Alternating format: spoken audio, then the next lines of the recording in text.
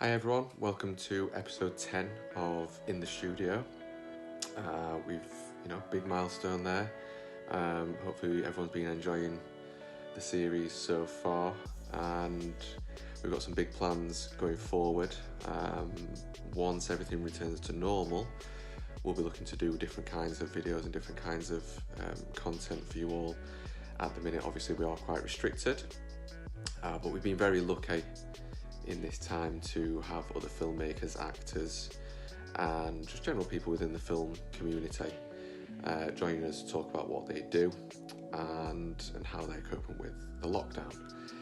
This week we've got another three brilliant guests who are all local filmmakers and people that I've been talking to quite regularly throughout the lockdown, and some people that are quite new to me as well, who are all doing very exciting things. This week in particular has been a week of me getting to know a lot of filmmakers. Something I've been working on quite heavily is interviews for the first issue of the JumpCut magazine, which is coming on the 1st of June. On the back of that, I'm working on a piece with people who've just made their first ever short film. You're going to meet one of those filmmakers later in the video with Zena. And I've also done a piece on 10 filmmakers who are set to make their first feature film or that are working towards that goal, that I'm very excited to see when that finally happens. We've got one of those guys in this video as well with Lewis. So yeah, I've spent the week kind of connecting with new people and people that I already knew to an extent as well, and learning a little bit more about what they are working towards. On the back of that, I've actually, it's something that I should have known a long time ago really, I guess, but it's really clicked in this last week. Is basically what's happened is I've sent the previous draft of It Calls Me to a couple of people who didn't know anything about the story or the script, and asked them for their feedback. And what's happened from that is I've had some really interesting feedback, and quite game-changing feedback, I would say. I was stuck in a bit of a rut with that script, but since this feedback's come back, it's kind of unlocked certain aspects of the script that I never even considered, which is probably because I was obviously so close to the script that I couldn't see that, and even the people that have been working closely with me on the script have probably fallen into that category as well, in a sense. So something that I can't recommend for writers enough this next coming week would be just to send your work to someone brand new, someone that doesn't know anything about the script or the story, and see what they think of it and see what kind of feedback they can give you back. So my challenge for you writers out there, or filmmakers in general, send a piece of your work to someone who hasn't seen that piece of work before at all, and see what feedback they come back with. It can be quite a scary thing to do, but doing this and putting your work out there is very helpful, and I think it would make CK Golding very proud as well if he saw more people putting their work out there. So do it for CK if anything. Hi, I'm Brett. I'm a filmmaker from Sheffield. I just released a short film that I shot back in January called The Good Book that I made with a theatre company called Slung Low. That's done really well. It's been exciting to put it out on the 1st of May, which was my birthday. It got reviewed by The Guardian and got 4 stars, which was super exciting. And it's been really well received by everyone that's seen it so far. So now I'm just trying to figure out what I'm going to do next. I'm trying to write my first feature film, which I've been trying to do for about 10 years, and finish off a few short form projects that I've been working on, including one that's about hitchhiking, and then a few other mini docs, because I can never really decide whether I want to concentrate on these short form documentaries or move further into narrative.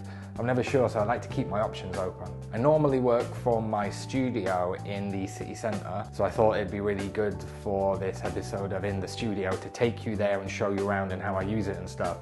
But obviously we're in the middle of a global pandemic. So what I'm gonna do instead is take you through my portable studio, otherwise known as my backpack, and the sort of stuff that I keep in there so that I can always make my types of films no matter where I am or what I'm doing. So I try and make sure that I've got all the tools and all the bits and bobs that I might need to make my stuff.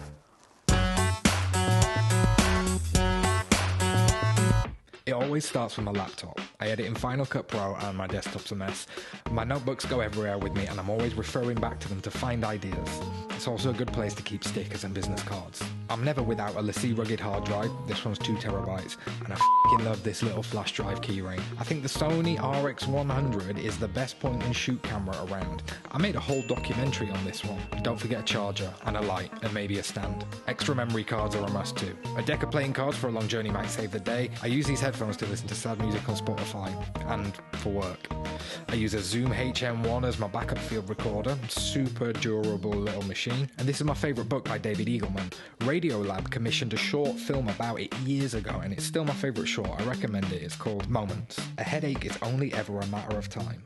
Emergency coffee will not fix it. I love doing crafts in my work, so this blade is a favourite. And my crap little multi-tool. Don't forget your phone charger. This one has multiple attachments and pandas. I get to do a lot of talks and workshops, so this little clicker is ace for getting through presentations and pointing at stuff. And I think masking tape is about the coolest thing in the world. I stick it on everything. I write on all my stuff with a Tipex pen, because most camera gear is black. And a Sharpie does all the rest of the writing that I might need to do. You don't want to find yourself without something to eat with, and access to fire. Then I have my pile of cables and adapters because Apple just want us to suffer. This little card reader's great for when you're out on the road, and the HDMI attachments and stuff like that, really useful. And that's it. This is what's in my portable studio.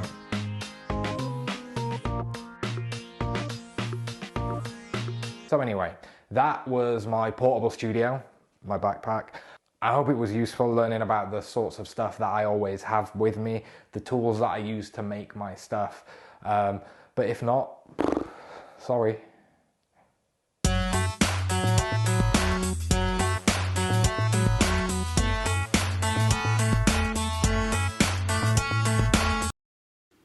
Hey guys, so I'm Zena Igbe and I'm a non-binary filmmaker based in Sheffield. I originally lived in London before moving here for uni, and I was born in Nigeria. So just for the record, my pronouns are they or them. Yeah. So basically during the quarantine, like at the start of it, I felt like it was like really stressful just being in quarantine and isolating and stuff, because just like boredom, being at home, not really doing much. I was also like writing before and stuff a lot, and because of the whole quarantine and all the stress, I kind of took a step back from writing just to give myself like a break. And so I kind of started like painting and stuff.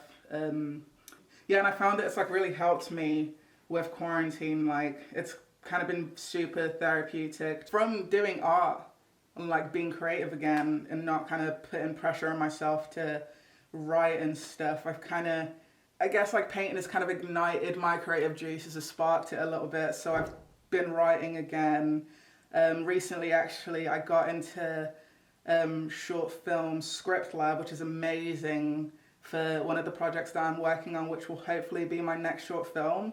And I've also been working on a web series that I have been working on for like 4 years now called Reprobate, and we're planning on doing like a Zoom type episode. So yeah, I've been doing like art and working on writing and filming Reprobates as well. Like before quarantine, I was never like really into like plants and stuff like that, but recently I've like really got into it, and I don't know, it's like calming to like take care of plants. Like I've got a little mint and basil plant, and I'm like growing some cayenne as well, so I'm hoping that shoots up in a couple weeks.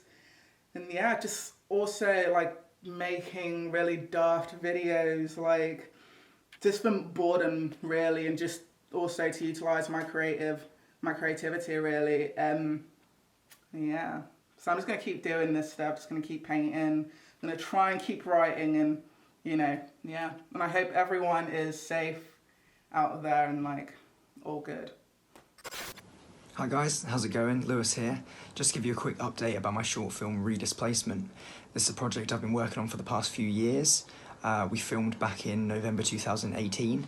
It had a good festival run last year, eventually picking up a few awards, which was really, really great.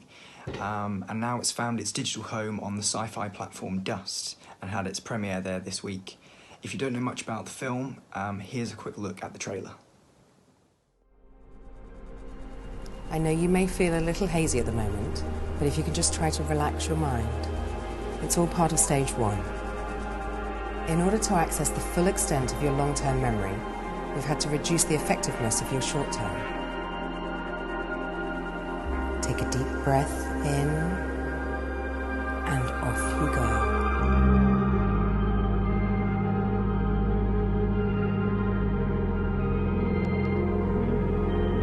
Hi.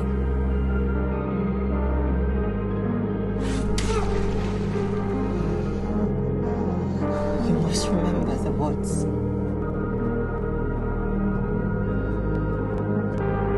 Do you remember what happened here?